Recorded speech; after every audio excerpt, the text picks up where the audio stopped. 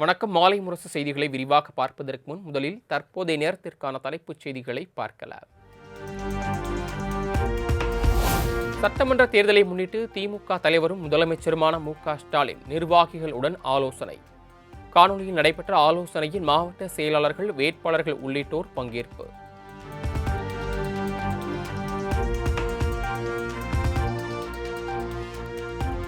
அமமுக நிர்வாகியும் சோளிங்கர் தொகுதி முன்னாள் எம்எல்ஏவுமான பார்த்திபன் திமுகவில் இணைந்தார்.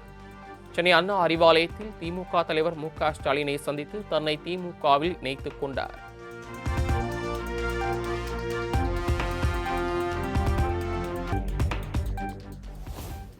ஜெவிடியன் மாடல் 2.0வில் உயர்கல்வி பயிலும் 35 லட்சம் மாணவர்களுக்கு மடிக்கணினிகள் வழங்கப்படும். முதலமைச்சர் மு.க.ஸ்டாலின் எக்ஸ் தளத்தில் பதிவு.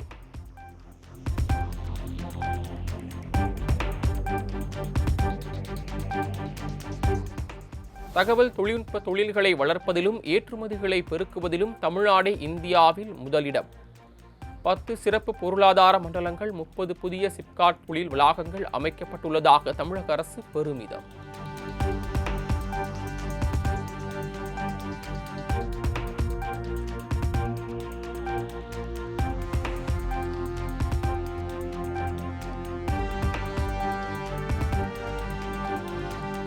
சென்னை சேப்பாக்கம் திருவல்லிக்கேணி தொகுதியில் துணை முதலமைச்சர் உதயநிதி வாக்கு சேகரிப்பு. வீடு வீடாக சென்று தனக்கு மீண்டும் வாய்ப்பு அளிக்கும்படி ஆதரவு திரட்டினார்.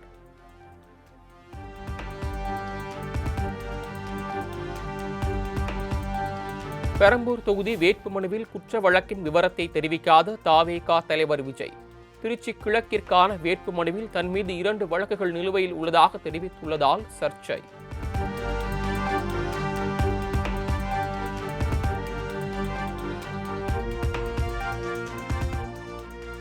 நிலக்கோட்டையில் திமுக வேட்பாளர் நாகஜோதியை ஆதரித்து திமுக எம்பி கனிமொழி பரப்புரை. 100 நாள் வேலை திட்டத்தை ரத்து செய்ய முயற்சிக்கும் என்டிஏ கூட்டணிக்கு பாடம் புகட்ட வேண்டும் என வேண்டுகோள்.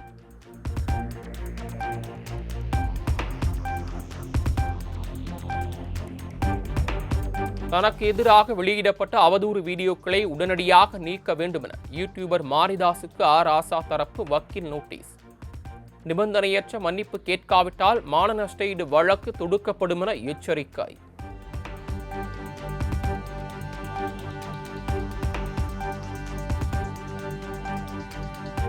எனது பேச்சுக்களை ஆங்காங்கே துண்டித்து எடுத்து கோர்த்து யூடியூபர் மாரிதாஸ் பதிவு செய்துள்ளார் என திமுக எம்பி ராசா குற்றச்சாட்டு.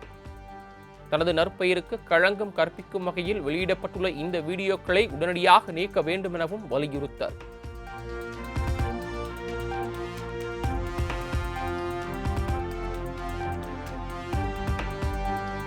சசிகலா மீது அவரது கட்சியின் முக்கிய நிர்வாகிகள் அதிருப்தியில் உள்ளதாக தகவல். முன்னாள் அரசு கொறடா நரசிம்மன், முன்னாள் அமைச்சர் ஆனந்தன், பூவை கந்தன் உள்ளிட்டோர் விலக முடிவெடுத்துள்ளதாக தகவல்.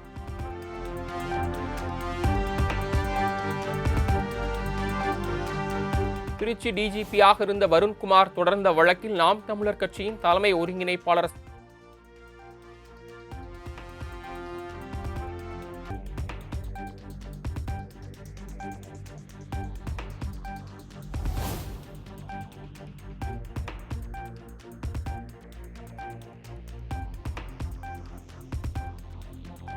விட அதிக அரசியல் அனுபவம் தனக்கு இருப்பதாக நடிகர் கருணாஸ் பேட்டி.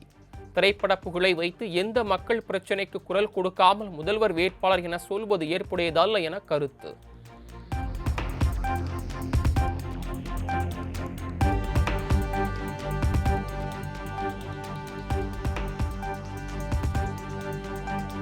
₹8,000 கூப்பன் கொடுத்தால் இழந்ததை வாங்க முடியுமா என சீமான் கேள்வி. 10 லட்சம் கோடி கடனை பெற்று திமுக, அதிமுக என்ன திட்டங்களை செய்தது எனவும் பல்லடம் பரப்புரையில் காட்டம்.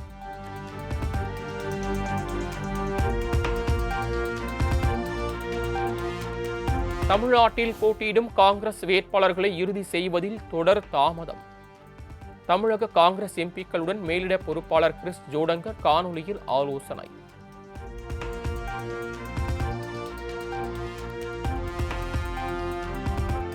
தஞ்சாவூர் பாஜக மாவட்ட துணைத் தலைவர் முரளிதரன் கட்சியிலிருந்து நீக்கம். வேட்பாளர் அறிவிக்கப்படுவதற்கு முன்பே தஞ்சையில் வேட்புமனு தாக்கல் செய்ததால் மாநில தலைவர் நயினார் நாகேந்திரன் நடவடிக்கை.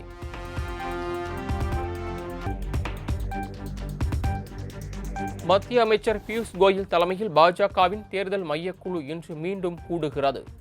பாஜக வேட்பாளர்கள் தேர்வு குறித்து முக்கிய ஆலோசனை நடத்த இருப்பதாகவும் தகவல்.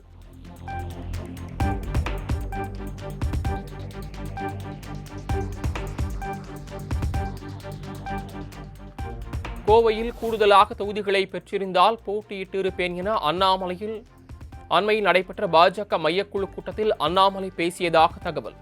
கோவையில் பாஜகவின் செல்வாக்கிற்கு ஏற்ப 2 அல்லது 3 தொகுதிகளை கேட்டு பெற்று இருக்கலாம் என கருத்து தெரிவித்ததாகவும் தகவல்.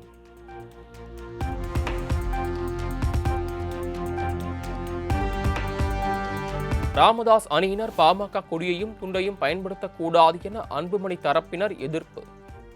நடவடிக்கை எடுக்க கோரி ராமதாஸ் அணி வேட்பாளர் தலைமையில் வந்தவாசியில் மறியல் போராட்டம்.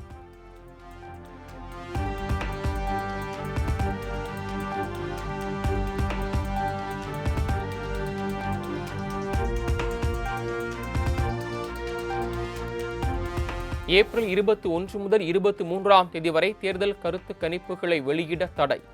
இந்திய தலைமை தேர்தல் ஆணையம் அறிவிப்பு.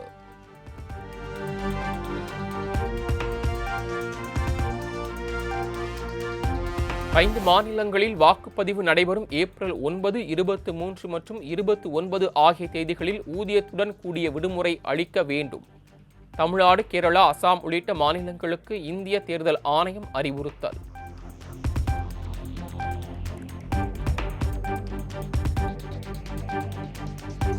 திண்டுக்கல்லில் ஊரக வளர்ச்சித்துறை அமைச்சர் ஐ. பெரியசாமியின் காரில் தேர்தல் பறக்கும் படையினர் சோதனை. பரிசு பொருட்கள், பணம் இருக்கிறதா என அதிகாரிகள் ஆய்வு.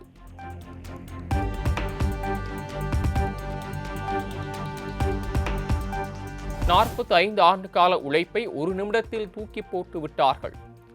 கோபிக்குளம்பாளையத்தில் தாவேகா வேட்பாளர் செங்கோட்டையன் உருக்கமான பேச்சு.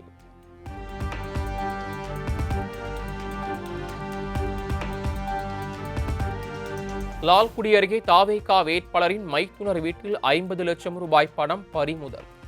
வருமான வரித்துறையினர் நடத்திய சோதனையில் சிக்கியதாக தகவல்.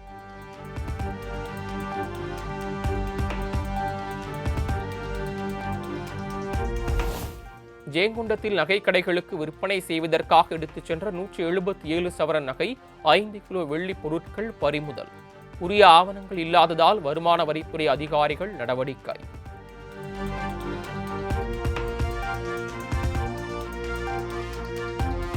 சென்னை காவல் ஆணையர் அலுவலகத்தில் உள்ள மத்திய குற்றப்பிரிவு அலுவலகத்தில் தீ விபத்து. மின்கசிவு காரணமாக ஏற்பட்ட தீ விபத்தில் யாருக்கும் எந்த பாதிப்பும் இல்லை என தகவல்.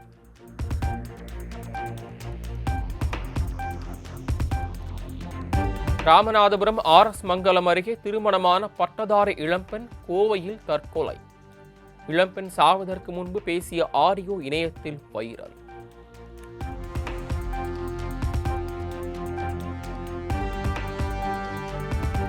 உலக புகழ்பெற்ற வேளாங்கண்ணி மாதா பேராலயத்தில் நடைபெற்ற பெரிய வியாழன் இறை வழிபாடு. ஆயிரக்கணக்கான கத்தோலிக்க கிறிஸ்தவர்கள் பங்கேற்பு.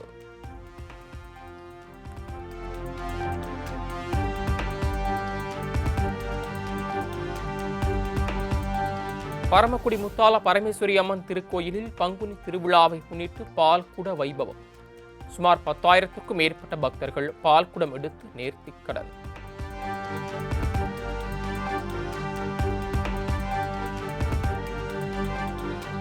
திருவண்ணாமலை தூய உலக மாதா ஆலயத்தில் புனித வெள்ளியை முன்னிட்டு சிலுவை பாதை நிகழ்ச்சி. 40 நாட்கள் தவக்காலம் நிறைவடைந்த நிலையில் 500க்கும் மேற்பட்ட கிறிஸ்தவர்கள் பங்கேற்று வழிபாடு.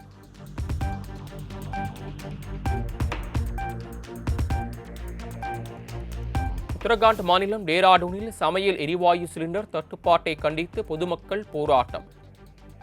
சிம்லா பைபாஸ் சாலையில் பெண்கள் உள்ளிட்ட 100க்கும் மேற்பட்டோர் ஒன்று திரண்டதால் போக்குவரத்து பாதிப்பு.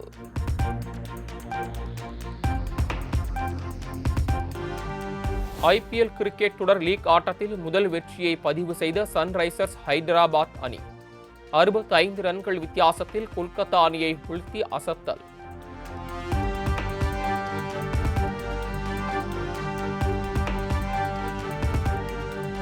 IPL கிரிக்கெட் லீக் தொடரில் Chennai super Kings, Punjab Kings அணிகள் இன்று பல பரீட்சை. சென்னை சேப்பாக்கம் மைதானத்தில் இரவு 7:30 மணிக்கு போட்டி தொடக்கம்.